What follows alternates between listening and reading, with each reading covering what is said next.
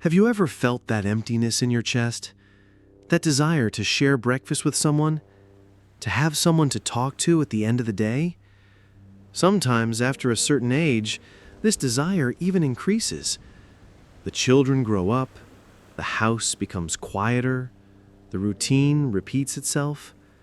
We start to desire a new love, a new companion, and there is nothing wrong with that. On the contrary, wanting to love and be loved is a sign of life, of hope. But that's where the danger lies, because when our hearts are very needy, we run the risk of accepting anything, sometimes even things that are bad for us. And that's what I want to talk to you about today. No judgments, no rules, no ready-made formulas. Just a sincere conversation between people who have already experienced a lot and who still want to live much more, with more lightness, with more joy, and above all, with more respect. You know, I've seen a lot of stories out there. Stories of beautiful, generous people, full of love to give, who ended up getting into relationships that hurt more than they healed. Because sometimes loneliness speaks so loudly that we cover our ears to the rest. We pretend we didn't see that contempt disguised as a joke.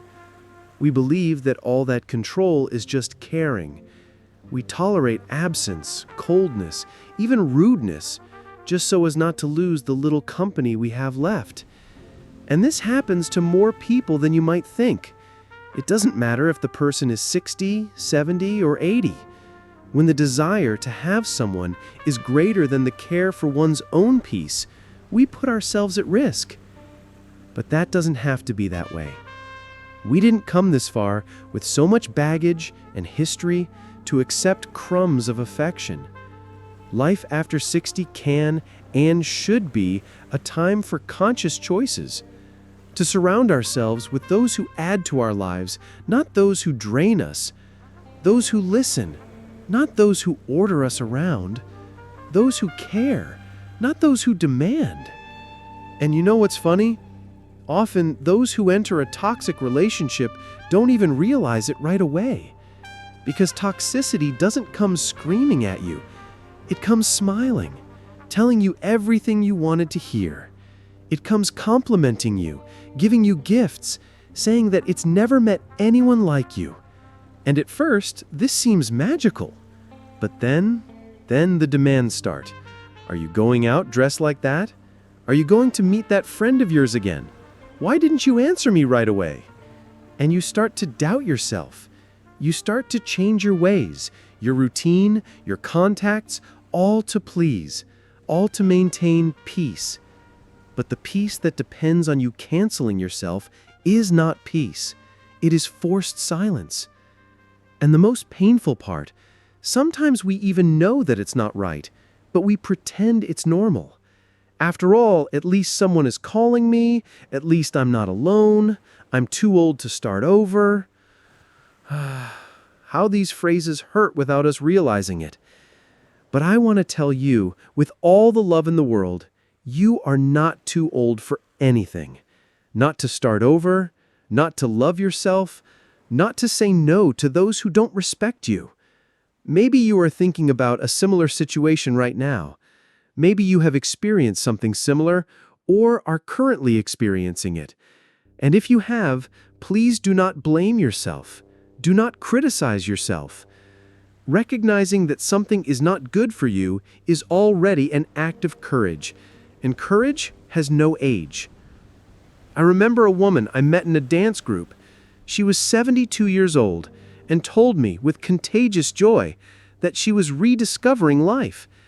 But she confessed to me one day that she had spent 6 years in a relationship that was bringing her down. Her partner criticized her clothes, told her that she didn't need that vanity anymore, and made fun of her when she wanted to dance. And she accepted it because she was afraid of being alone. Until one day she looked in the mirror and no longer recognized herself. That's when she decided to leave that relationship. And a short time later, she was in dance class with red lipstick and sparkles in her eyes. And do you know what she told me? I've regained my joy. And if a new love comes along, let it come to add to it, because never again will I diminish myself. That touched me deeply, because that is exactly the message I wanted to bring today. Love is not a prison. Love does not limit, does not devalue, does not nullify. True love, at any age, is the kind that multiplies. And if you're in a moment of new beginnings and really want someone to share your life with, that's okay. You deserve it. But remember, wanting someone is different from needing them at any cost. When you realize that your company is too good to be wasted, everything changes. We don't need to accept any presence just to avoid dealing with emptiness. Emptiness is scary, yes, but sometimes it is necessary for us to fill ourselves again with what is truly worthwhile, with self-esteem, with a pleasant routine, with sincere friends, with self-love. And when love comes, may it find you whole, complete, and not half-fulfilled. And if he doesn't come, you will still have peace. And peace is worth much more than any company that hurts you.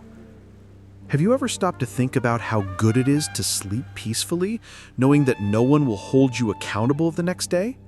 How nice it is to dress your way without worrying about criticism. How easy it is to have lunch at your own time, watch whatever program you want, follow your own rhythm. Loneliness hurts, yes, but toxic relationships hurt much more. So take a deep breath, embrace this beautiful desire you have to love, but protect yourself too. Take care of your heart like you would take care of a garden. Only those who know how to respect it, water it, and care for it with patience will let it in. And look, if you want to keep talking about this, there's more important stuff we can talk about, because there are simple ways to identify who's really worth it. And there are ways to strengthen your self-esteem, even if you're feeling weak right now. Shall we continue with this conversation? You know, while I was talking to you just now, I remembered a dear friend who always said to me, "Better alone than in bad company." And I agree, but I also know that this phrase doesn't always comfort us when the house is silent, when we get home from the doctor's appointment and there's no one to ask how it went, when we get good news and have no one to tell it to. At these times, loneliness really weighs on us, and then our hearts become more fragile, more anxious. It's like being hungry. Anything seems to be enough to satisfy that hunger, even if it's not healthy. That's why I insist, the first person you need to learn to treat well, to care for with affection, to respect, is yourself. When we start treating ourselves with love, we become more demanding of others too. And that's not pride, no. That's caring. You're no longer old enough to waste time with someone who doesn't make you smile, with someone who doesn't do you good. I know that sometimes it's scary to say no. You're afraid that the person will leave, that you'll never find anyone again. But I'll tell you a truth that I've learned over the time. Those who hurt you have already left, even if they stay, because you no longer recognize yourself. You no longer truly live your life. You're no longer happy about being who you are. So what you lose by saying no is just the illusion of companionship. It's not true love. And don't think that just because you're 60, 70, or 80 years old, it's too late to start over. There's no such thing as too late to be happy. I've seen people fall in love again at 75, get married at 82, date for the first time after being widowed at 68. Love doesn't look at the clock, no. What it looks at is inside us. So, at this moment, I want to invite you to pay attention to some very simple things, but which say a lot about the person you're in a relationship with, or with whom you were thinking of starting a story. Look at how someone talks to you when you're not getting along. Everyone is affectionate when everything is going well, when you do what they want, when life is easy, but true character shows when there is a disagreement. A disagreement. Do they still respect you? Can they talk to you without humiliating you? Or do they keep quiet, make you feel guilty, threaten you with silence or emotional blackmail? Another thing, how do you feel when you are with this person? Do you feel like you are free to be yourself? Or do you feel like you have to control yourself all the time so as not to displease someone? When you start to restrict yourself, to hide your desires, to change who you are just so as not to lose someone, this is already a sign that the relationship is not healthy. And one of the most common traps I see at this stage of life is financial or emotional dependence. Sometimes the person starts to rely too much on you, asking you for money, taking advantage of your goodwill. Or they make you believe that only they are capable of making you happy, that you will not find anyone else besides them. And that is dangerous, because no one should have so much power over us that they make us feel small. I want you to know that you are enough on your own. You don't have to prove anything to anyone. You don't have to accept crumbs. You don't have to tolerate rudeness to have someone by your side. You've lived long enough to understand that true love doesn't hurt. Love doesn't diminish. Love doesn't suffocate. And I'm not saying you have to be alone forever. Quite the opposite. I believe in love at any age. I believe in that wonderful company to have a coffee, take a walk hand in hand, watch a movie, share secrets. But it should be with someone who respects you, who admires who you are, who is proud to be by your side. I met a man in the little square where I walk who told me his story.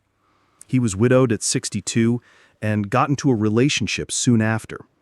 The girl seemed affectionate and present, but over time she began to distance him from his children, his friends, and the things he liked to do. He no longer played the guitar, and he no longer saw his grandchildren. Until one day he realized that he had lost himself just to please her. And he broke up. It was painful, of course, but today, he says, I prefer my bench in the square with a good book than a sofa next to someone who treats me badly. And he's right, because you deserve to live with dignity and joy. Even if it takes longer for someone like that to appear, it's better to wait than to be tied down to someone who doesn't respect you. And I know that sometimes it's scary to start over. It's scary to be alone. But the first step to attracting a good love is to be good to yourself. When you treat yourself well, you show the world how you want to be treated. When you value yourself, you naturally push away those who only want to put you down. So don't be afraid to be demanding. Don't be afraid to say what you want, what you don't accept, what you expect. And don't be afraid to spend some time alone if you need to. Because the peace you find within yourself is worth much more than any toxic relationship. And I want you to know that you are enough on your own. You don't have to prove anything to anyone. You don't have to accept crumbs. You don't have to tolerate rudeness to have someone by your side. You've lived long enough to understand that true love doesn't hurt. Love doesn't diminish. Love doesn't suffocate. Shall we keep talking about this? Because I still have some important things to tell you about how to strengthen your self-esteem and how to prepare the ground for the right love to blossom. And look, while we're talking, I think about how many times we forget to look in the mirror with affection. Because after a lifetime of taking care of others, working, raising children, facing struggles, we start to think that it's not that important anymore, that it's past time to dream, that now it's just a matter of accepting what comes. But that's not true. It doesn't have to be true for you. You still have every right to choose well, to choose better, to choose yourself first. And do you know what the magic is? When you choose yourself, you become lighter, more confident. And that's what makes the right people come closer. When you say, I deserve to be treated well, you start to protect yourself from bad relationships. You no longer let yourself be led so easily by those who only show up when they need something. You no longer fall for the lies of those who don't respect your choices. I see so many beautiful people, inside and out, who have forgotten their own worth, who have let loneliness speak louder than self-love. But I believe there is always time to turn that switch. There is always time to remember that you deserve someone who makes you smile, who treats you kindly, who looks at you as if to say, "I'm glad you exist." And even if that someone hasn't arrived yet, that's okay. The important thing is not to lose sight of the most precious thing, you. Self-love is like a well-tended garden. When you take care of it, when you water it with care, the right flowers will eventually appear. So I want you to make a commitment to yourself today. A commitment to not accept anything less than you deserve. A commitment to not allow yourself to be manipulated by emotional blackmail. A commitment to not allow anyone to dim the light that is within you.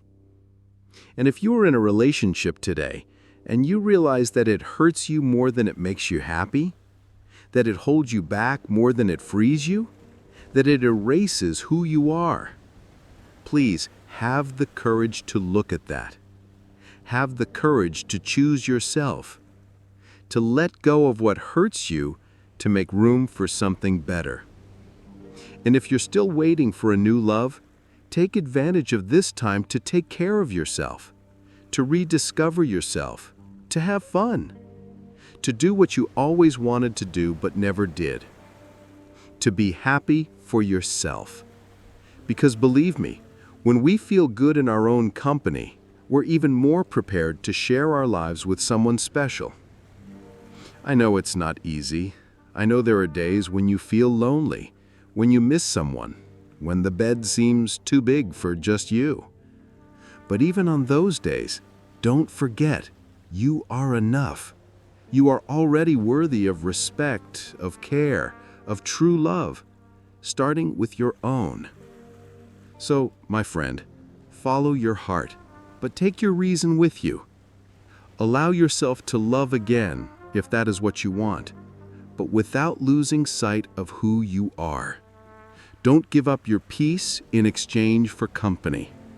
Don't allow anyone to make you feel less than you deserve. And never forget, you are not alone on this journey. There are many people like you, learning to live better, to choose better, to love better.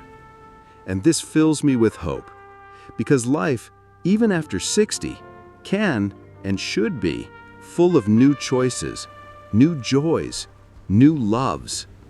So if this conversation made sense to you, if it helped you reflect, I would like to ask you a favor. Leave a comment below telling your story. Tell me if you have ever experienced something similar, or if you're going through it now. I read each message with great care, and I am sure that your experience can also help other people. And if you know someone who needs to hear these words today, share this video. Sometimes a video like this comes at just the right time, you know? And I end today's conversation with a truth that never leaves my heart. It doesn't matter if you are 60, 70, 80, or older. What matters is what you decide to do with your time from now on. There is still time to choose. There is still time to be happy. There is still time to love, but love properly. Love lightly. Love without losing yourself. Take care of yourself, and until the next conversation.